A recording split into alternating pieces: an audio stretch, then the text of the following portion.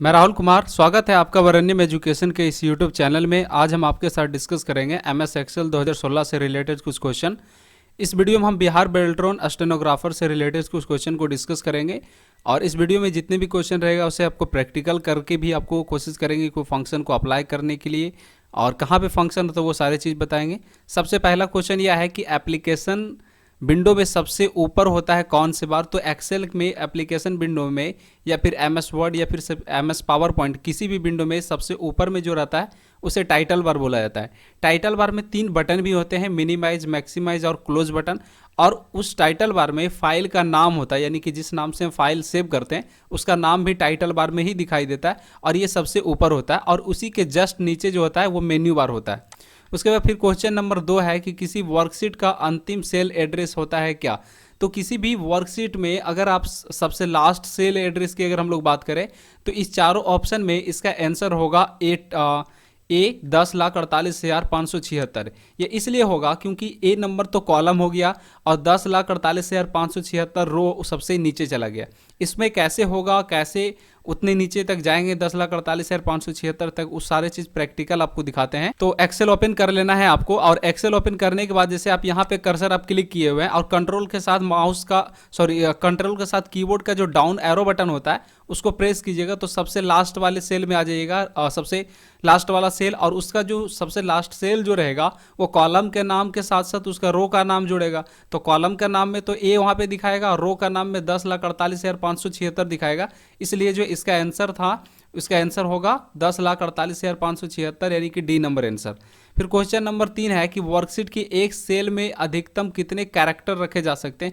तो किसी भी एक सेल में जो रो और कॉलम मिलकर एक सेल बनता है उसमें हम लोग 255 कैरेक्टर लिख सकते हैं एक सेल के अंदर।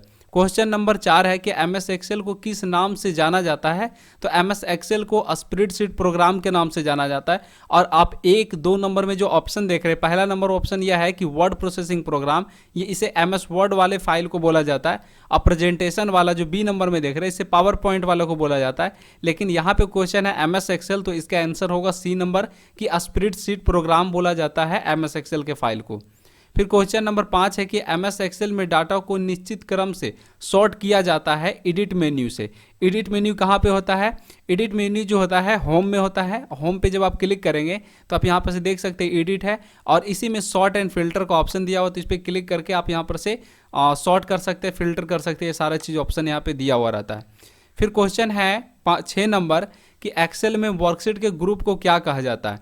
तो जब एक्सेल के फाइल सेव होता है तो उसे वर्कबुक के नाम से जाना जाता है और ये जो नाम होता है एक्सेल के टाइटल बार में शो करता है बुक के नाम से। यहाँ पर देख सकते हैं बुक 1 लिखा हुआ है और इसी का बुक 1 का जो बुक आप देख रहे हैं उसका पूरा नाम होता है वर्कबुक। जैसे सीट का जो सीट आप एक्सेल में लिखा हुआ देखते हैं, यहाँ पर से देख सकते हैं नीचे में सीट लिखा हुआ, तो इसका पूरा नाम होता है वर्कशीट या फिर स्प्रेडशीट। और उसी तरह से जो बुक आप लिखा हुआ देख रहे थे उसका पूरा नाम क्या होता है? वर्कबुक होता है। तो 6 का आंसर डी होगा। क्वेश्चन नंबर 7 है कि शीघ्रता से फॉर्मेटिंग करने के लिए यूज किया जाता है फॉर्मेटिंग टूल बार को। फॉर्मेटिंग टूल बार, यानी कि 7 का आंसर ए नंबर होगा। फिर क्वेश्चन नंबर 8 है कि ग्राफिक काम को करने के लिए आवश्यक है मिनी कंप्यूटर। आपको किसी भी तरह का ग्राफिक्स काम करना है तो उसके लिए मिनी कंप्यूटर का इस्तेमाल करना होगा, यानी कि बी नंबर इसका आंसर होगा। फिर क्वेश्चन नंबर है 9 कि किसी वर्कशीट के फर्स्ट सेल का एड्रेस क्या होता है। तो फर्स्ट सेल का, किसी भी वर्कशीट का फर्स्ट सेल का जो एड्रेस होता है वो A1 होता है। इसमें जो आप ए लिखा हुआ देख रहे हैं ये कॉलम का नाम है और 1 जो लिखा हुआ देख रहे हैं ये रो का नाम है। अब जैसे अगर आप एक्सेल ओपन किए हुए रहिएगा तो एक्सेल में आप जब यहाँ पे जाकर क्लिक कीजिएगा कर्सर, तो ये जो ए आप लिखा हुआ देख रहे हैं ये क्या हो गया? कॉलम हो गया।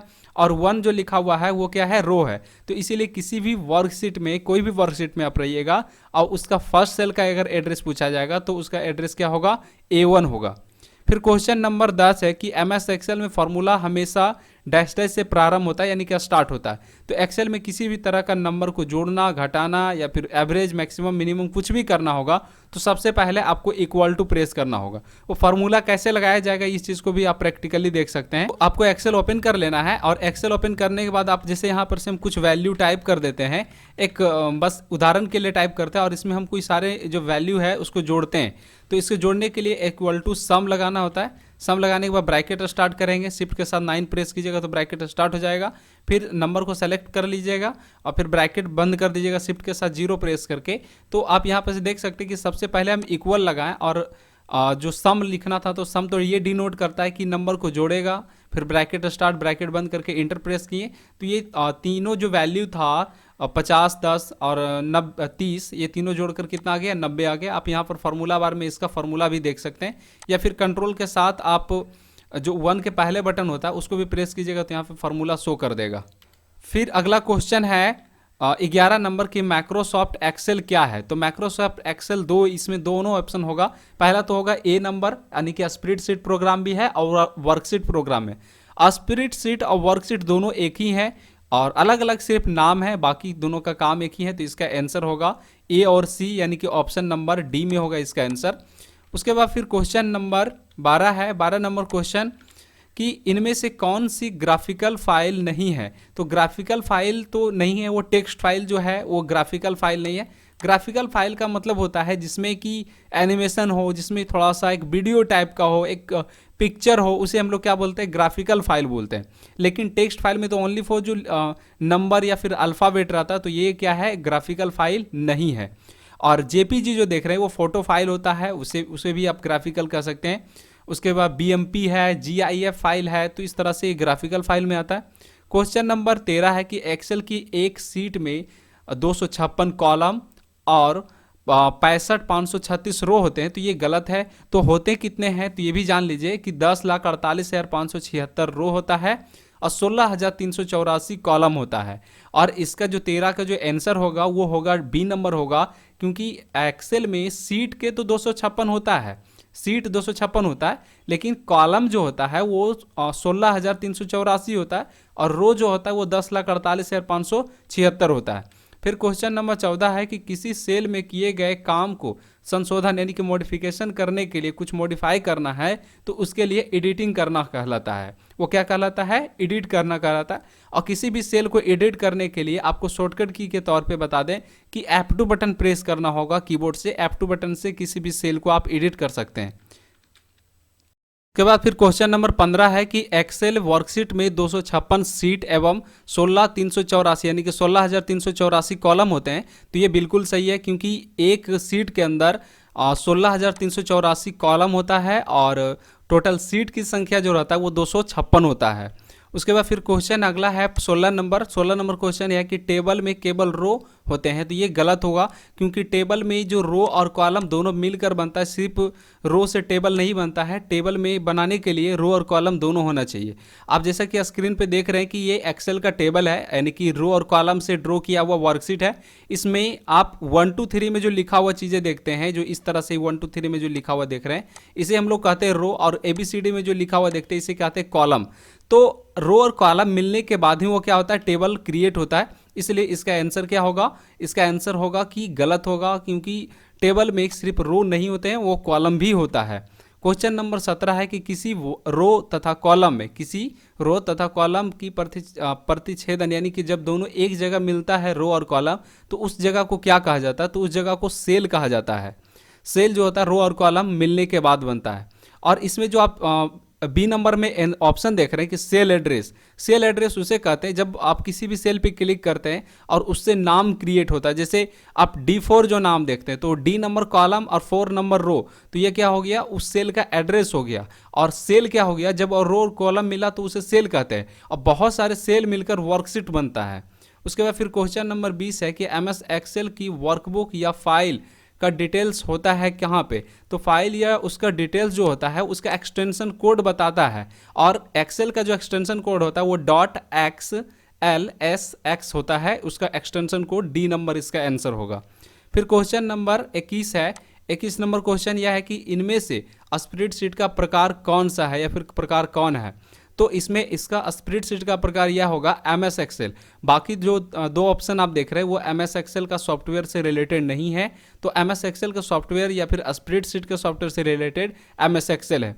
फिर क्वेश्चन नंबर है 22 नंबर कि वर्कशीट में फर्स्ट सेल का पता A1 होता है। तो किसी भी वर्कशीट में फर्स्ट सेल जो होता है उसका पता जो क्या रहता है, A1 रहता है, इसलिए इसका आंसर जो होगा वो होगा A नंबर होगा। उसके बाद फिर क्वेश्चन नंबर 23 है कि MS एक्सेल एप्लीकेशन विंडो की निचली पैनल को क्या कहते हैं। जैसे अभी आपको बताए थे एक क्वेश्चन में कि सबसे ऊपर वाला जो पैनल रहता है उसे टाइटल बार के नाम से जाना जाता है, ठीक है। तो सबसे ऊपर होता है टाइटल बार और सबसे नीचे क्या होता है, स्टेटस बार होता है।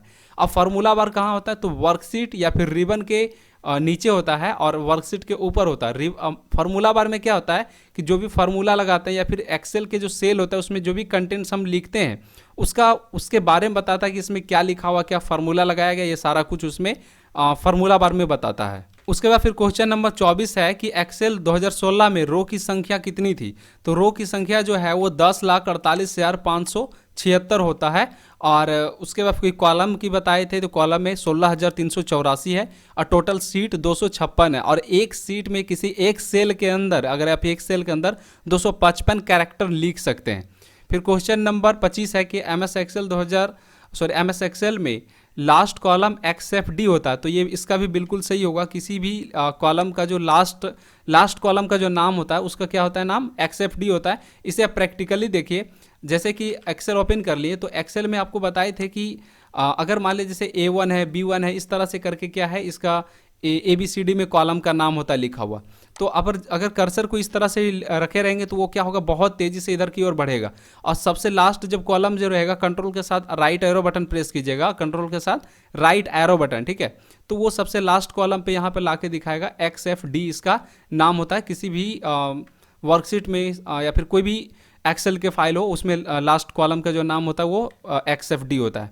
फिर क्वेश्चन नंबर 26 है कि MS एक्सेल में ग्राफ बना सकते हैं। तो MS एक्सेल में ग्राफ नहीं बनता है, MS एक्सेल में चार्ट बनाया जाता है। वो कई प्रकार के चार्ट होते हैं, जैसे pie chart, line chart, column chart, बहुत सारे तरह के चार्ट उसमें होते हैं। बार चार्ट हो गया, इस तरह से चार्ट हम लोग बना सकते हैं बट ग्राफ नहीं बना सकते।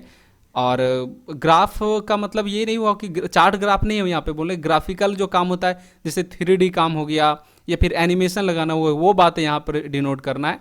और उसके बाद फिर क्वेश्चन नंबर 27 है कि की जो टैब होता है, टैब बटन होता है ना, TAB टैब बटन होता है, कैप्स लॉक बटन के ऊपर होता है। तो टैब बटन शेड्यूल बना सकते हैं। तो टैब बटन से शेड्यूल बन सकता है। जैसे अगर A1 में टैब बटन प्रेस कीजिएगा तो B1 में चले जाइएगा। या फिर अक्सर आप फॉर्म भरते समय भी इसका इस्तेमाल करते होंगे कि जैसे नाम लिखे फिर फादर्स नेम लिखना है तो टैब बटन प्रेस करते हैं और एक टैब से दूसरे टैब में चले जाते हैं। फिर क्वेश्चन नंबर 28 है कि रो व कॉलम की जहाँ मिलता है उसको क्या कहा जाता है। तो आपको बता दें कि रो और कॉलम मिलने को क्या बुलाता है, सेल कहा जाता है। ये सही है गलत है, तो इससे पहले क्वेश्चन में आपको बताए थे कि रो और कॉलम जिस जगह पे मिलता है उसको सेल कहा जाता है। तो 30 का आंसर क्या होगा, A नंबर होगा। उसके बाद फिर अगला क्वेश्चन है, ये जो क्वेश्चन था ये 28 नंबर क्वेश्चन था कि रो और कॉलम जहां मिलता है उसको सेल कहा जाता है। तो ये सही होगा। उसके बाद फिर क्वेश्चन नंबर 29 है कि किसी वर्कशीट के फर्स्ट कॉलम सेल का एड्रेस क्या होता है। तो किसी भी वर्कशीट में फर्स्ट कॉलम या फर्स्ट सेल जो होता है उसका एड्रेस A1 होता है, यानी कि इसका आंसर 29 का आंसर C नंबर होगा। फिर क्वेश्चन नंबर 30 है कि स्प्रेडशीट में कॉलम एवं रो जोड़ने को क्या कहा जाता है। तो सेल कहा जाता है।